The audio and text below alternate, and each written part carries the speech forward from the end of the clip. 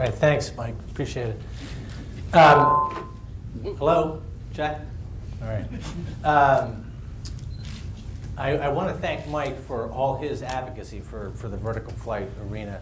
You know, we need every little bit we can get. I know it's a very exciting time right now, but there's decades before where we have had to fight, you know, for every dollar and cent on the Hill to get the research that we needed to advance vertical flight. And without those efforts, we would have never actually be postured to achieve the great advances that I think we're all anticipating. So thanks, Mike. He's also a very persuasive guy. So you ever gotten the Mike Hirschberg phone call? It goes something like this. It's, hey, John, how are you? You know, we're having this transformative vertical flight session out in San Francisco. Yeah, I heard about that, Mike. It's on the other side of the country. Yeah. So I think it would, you know, a lot of people would love to hear what you guys are up to, you know, especially you. Well, you know, I don't know about that, Mike. Yeah, I think it would be great, great, great. And can you give $1,000 too? Anyway, so calling each and every one of you. yeah, you know, it's great. He told the local chapter it was only 500. Oh, well, it's in Vegas. It's in Vegas. Okay.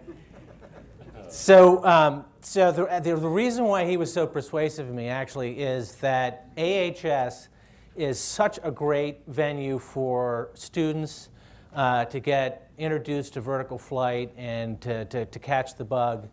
And it's a great venue for companies to be able to find talent.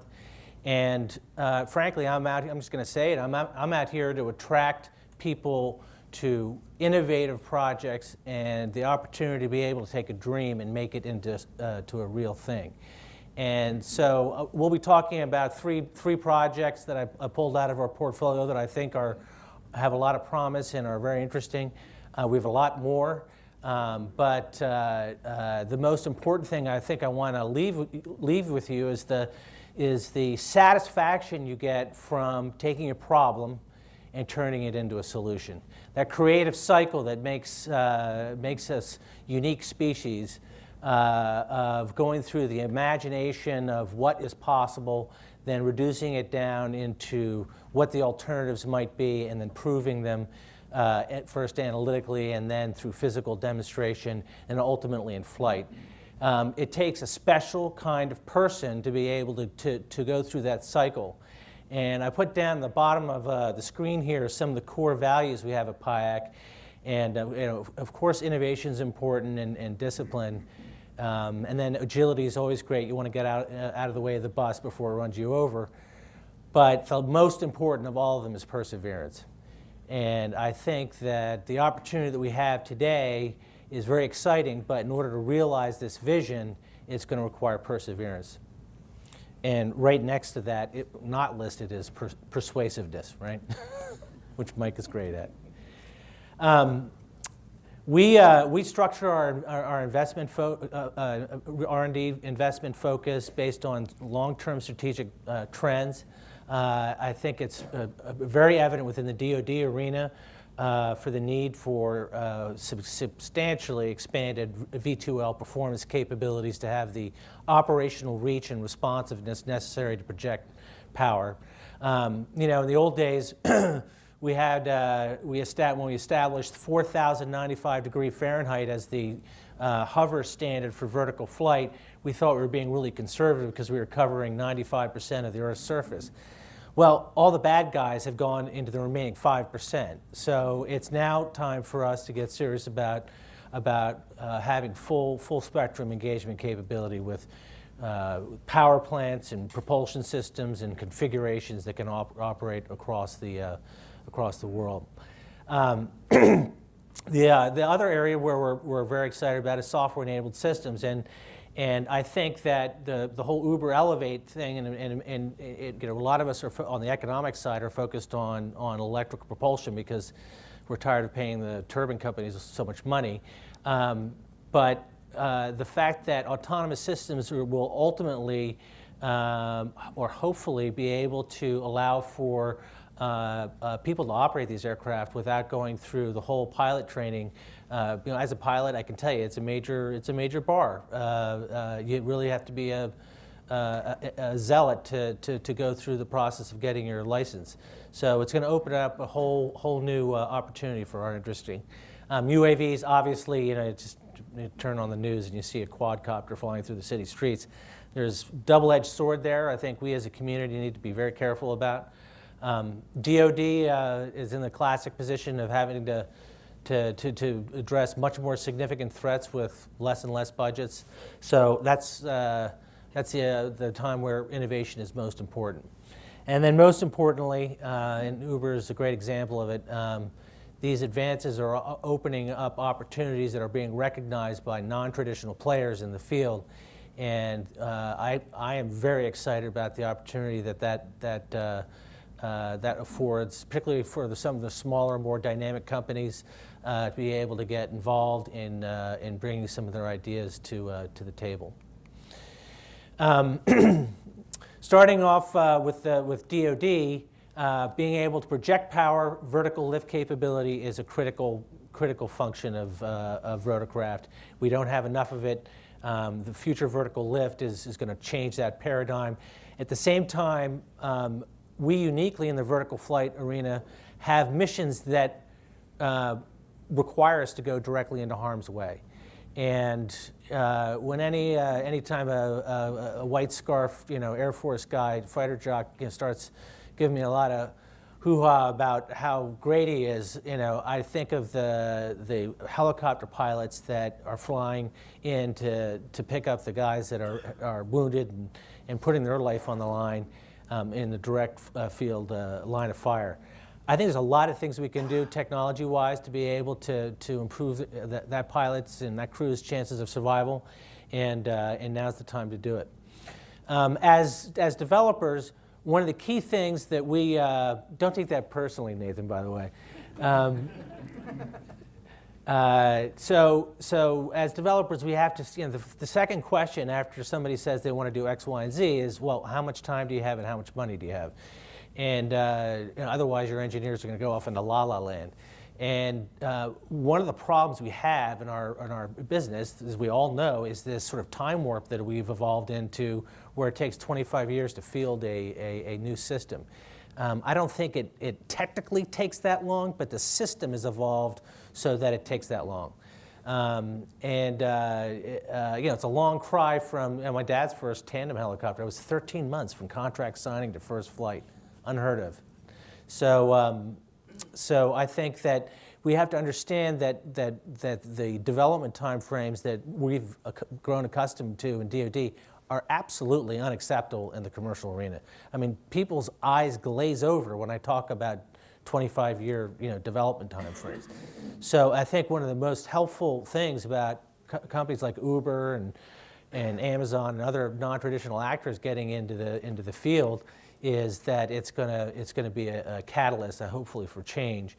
The other thing is that when we modernize in the DoD, recognizing it takes so long to field these things, we've got to have strategies where we're developing technologies that's laying the foundation for the future, but also can be retrofitted back into existing aircraft.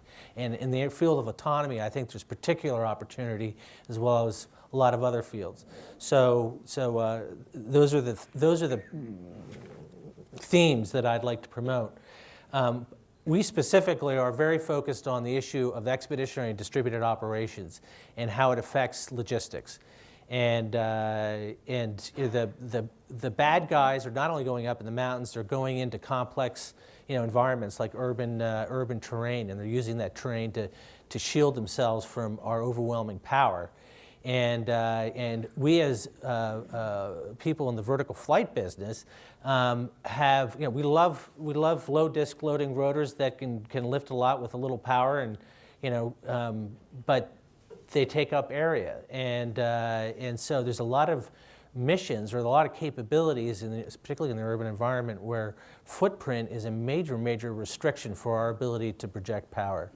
The other thing is asymmetric threats. Vertical flight is a key enabler to overcome that.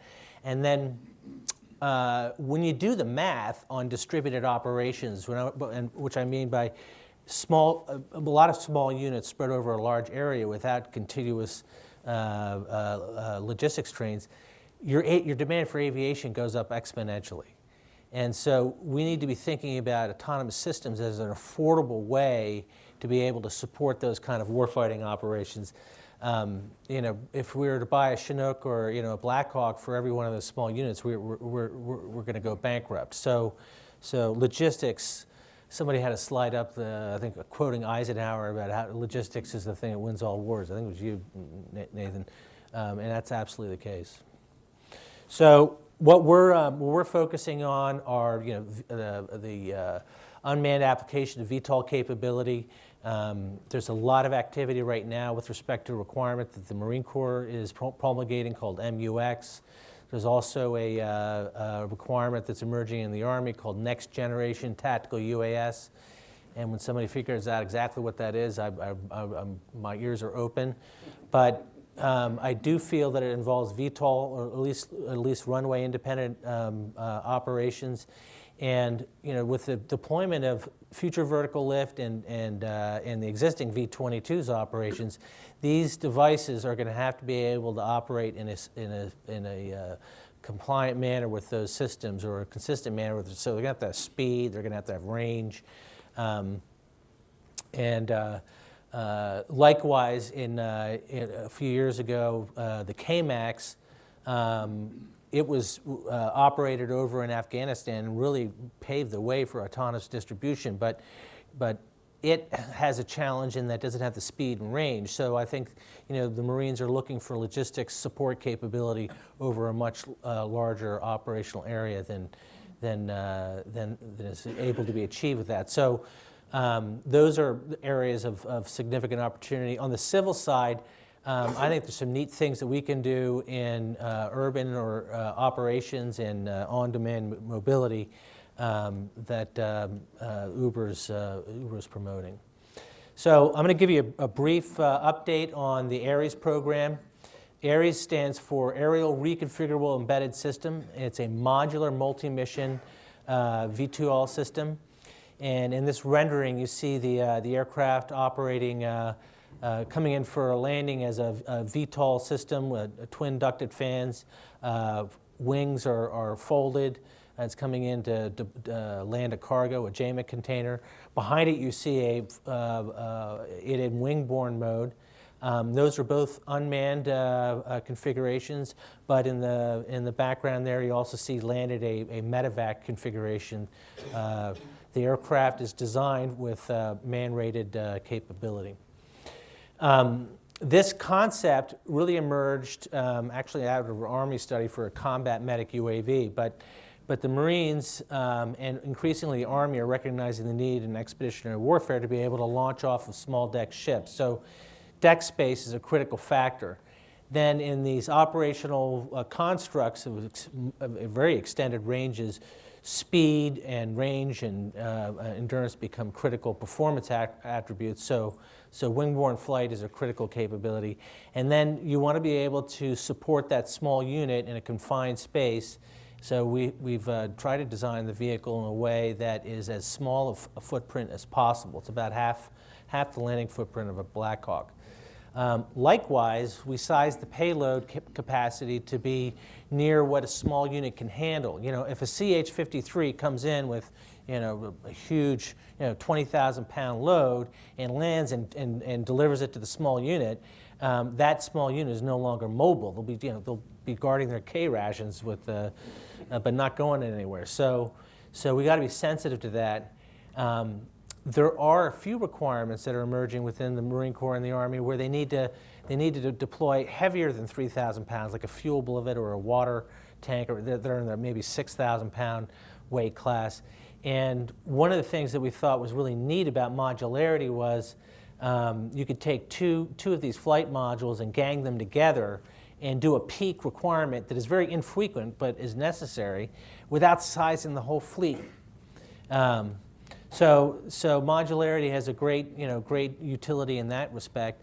And then ultimately, having mission modules, the flexibility to switch in and out You see up there on the left the tactical transport, a ground vehicle or a cargo or CASEVAC, medevac, or special operations, a whole bunch of different missions that are achievable with a singular flight module. And by doing that, we're hoping to address the core impediment for fielding of this kind of a technology, and that is to get the economies of scale up so that the price comes down for deployment of the technology. We're under contract with DARPA, teamed up with Lockheed Martin, the prime, and we're building the flight module, and Lockheed's doing the program management and the flight control software, leveraging a lot of the work that they've done on the F-35. We went through structural qualification and propulsion system qualification tests, and we've completed final assembly. Right now we're in the midst of hardware in the loop testing, and after we complete that and conduct structural coupling and a few other ground tests, we will then ship it out to Yuma and conduct a flight test, first without a cargo module and then with a cargo module. It's about a 3-month flight test program. It's proof of concept, but we hope that based on that, we'll expand the flight test to do some more operationally representative efforts. I think I have some videos of the ground test here. Can I get some AV help in terms of maybe clicking that on, or I don't know if there's any audio or not. But. So this is the vehicle on the ground test stand. As you can see, it's a twin ducted fan vehicle. The propellers have collective control and monocyclic in the pitch direction. There are vanes in the aft end of the duct for further pitch control. The twin turbines are mounted in the inside that center section, and then there's a transverse drive shaft that runs between them to two 90-degree angle gearboxes that drive the propellers. There's a little bit better view of the duct. Can you get that one going? You can see the cyclic collective control in the drum below the propeller. This is a rigid propeller, so it can generate a tremendous amount of pitching moment. So for such a short coupled vehicle in the pitch axis, that's a very, very useful thing to have. You can see the right angle gearbox, and then the controls actually run through the prop shaft to the top of the gearbox, and then unfortunately, we usually try to use off-the-shelf component hardware because it's cheaper and less risk, but we had to develop our own actuators for that application. Anyway, after going through all that qualification of that and many other elements, it's all been assembled. It's going through its ground test, and it'll be an exciting event over the coming months when that breaks the surly bonds of Earth. We will use that flight test to be able to inform our objective vehicle, and we expect to get a lot of lessons learned. The demonstrator is slightly smaller scale than what we're envisioning for the future vehicle. So sizing and packaging are a critical activity that we're going to be undergoing. We feel that there's some opportunities in duct optimization. A lot of people don't appreciate how much the duct can influence your performance. In vertical flight, it's augmenting the propeller by, actually accounting for about 50% of the total lift. And in forward flight, it can be a drag element. So you got to learn or figure out ways to mitigate. And what makes it good in hover makes it more draggy in forward flight. So like all things in vertical lift arena, you have to find the compromise. The major thing that I think that anybody is going to have to deal with deploying forward these capabilities into the small units is supportability. We are very used to, in the vertical lift arena, we're used to having a lot of support because helicopters need it. We're going to have to get much more engaged with prognostics and diagnostics, line replaceable units, so that these vehicles can be supported affordably. The next program I wanted to talk about, and the next technology I wanted to talk about, is a very cool project that's just getting going. Well, it's been going on for about 12 months, but it is a collaboration between the Army and Penn State, ourselves, Rockwell Collins, and Mississippi, Ole Miss, and University of Huntsville, University of Alabama, Huntsville. And it's related to adaptive flight controls. And I think this is going to be an area that could be of significant benefit, not only to DoD rotorcraft, advanced rotorcraft, but also in the civil arena to address some fundamental challenges we have. With respect to DoD, I don't know how many of you had the chance to read that OSD report in 2009. It was an excellent report that talked about the safety and survivability of rotorcraft and really highlighted key areas that needed to be addressed. And one of the most important things that came out of that was this finding right here. Let's see, that 68% of fatalities were a result of human factor in cruise flight. And it really comes down to the fact that our pilots are being overwhelmed in a combat environment. And if you look at the bullet right below it, 5 times higher mechanical mishap failures and fatalities attributable to that. It's because the pilots are in a very demanding, unfamiliar environment. And we believe that autonomy, if properly integrated with the pilot, can be a huge aid in trying to broaden the bandwidth the pilot has available to deal with emergencies. The other key issue is some of these, albeit lower tech, threats like man-pads and RPGs.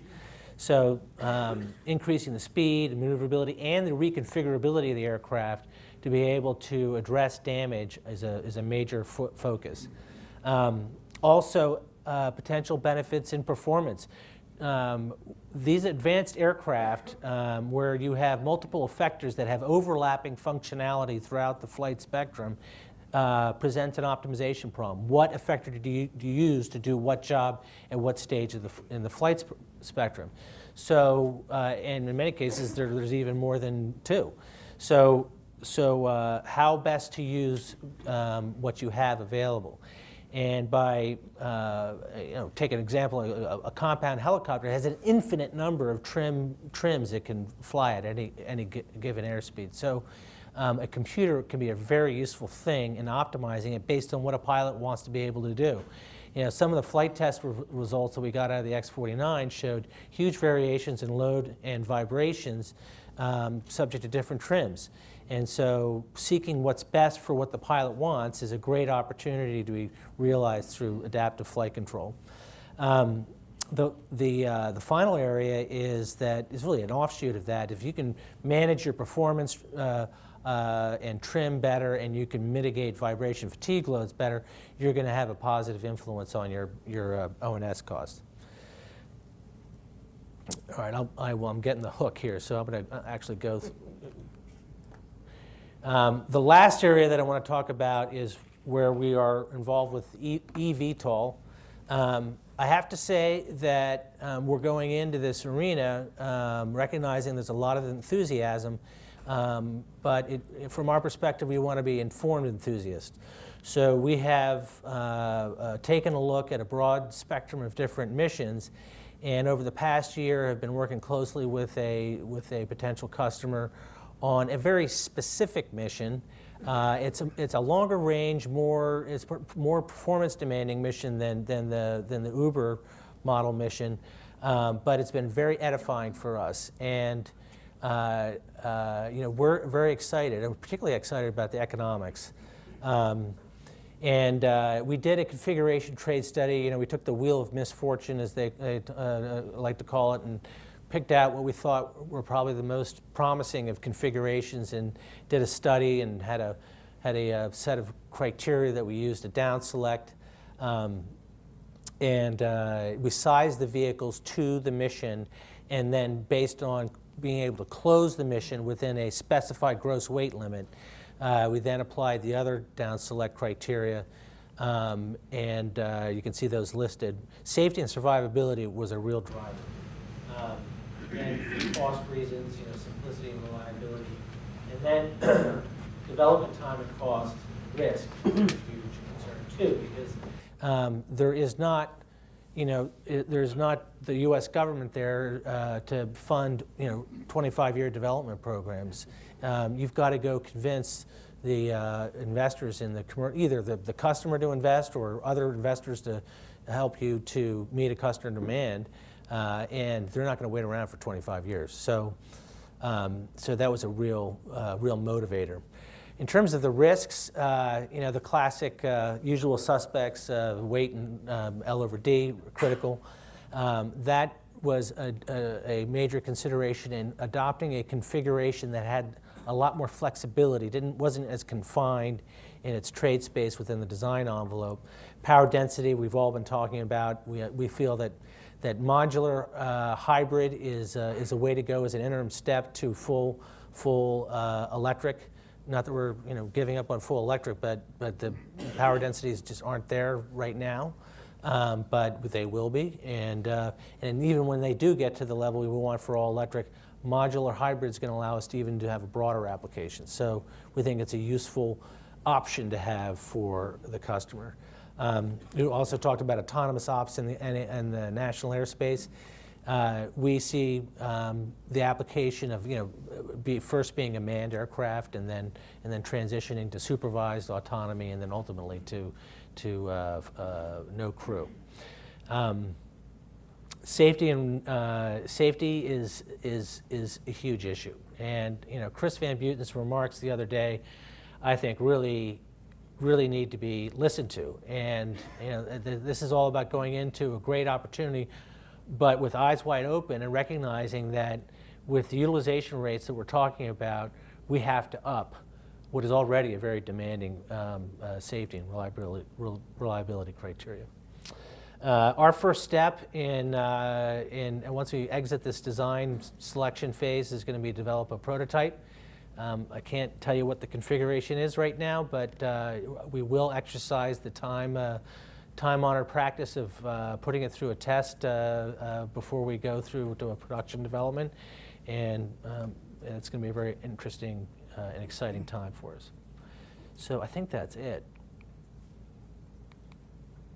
Yeah, that's it. So thank you all very much. Thanks, Mike, for getting me to come out here and participate. I've really enjoyed all of the speakers and learning so much what everybody else is working on, and trying to say as little as possible as to my competitors, and trying to motivate people at the same time is a challenge. Great. Thanks, John. So.